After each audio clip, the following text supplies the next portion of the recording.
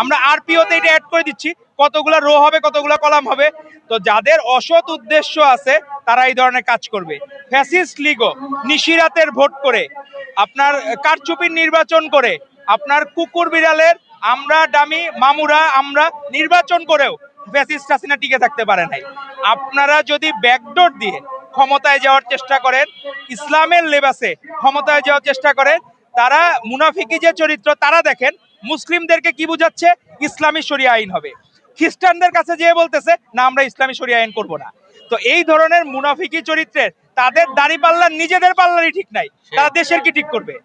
এজন্য আমাদের এই অবস্থান কর্মসূচির মাধ্যমে আমরা নির্বাচন কমিশনকে কঠোর বার্তা দিতে চাই, আপনারা যতক্ষণ পর্যন্ত পক্ষপাত মুক্ত না হবেন ততক্ষণ পর্যন্ত বাংলাদেশ জাতীয়তাবাদী ছাত্রদল ফ্যাসিস্ট লীগের রক্তচক্ষুকে উপেক্ষা করে যেভাবে রাজপথে ছিল এখনো রাজপথে অবস্থান করে আমরা আমাদের যৌক্তিক দাবি এবং জনগণের পক্ষে দাবি আদায় করে আমরা ঘরে ফিরবো ইনশাআল্লাহ।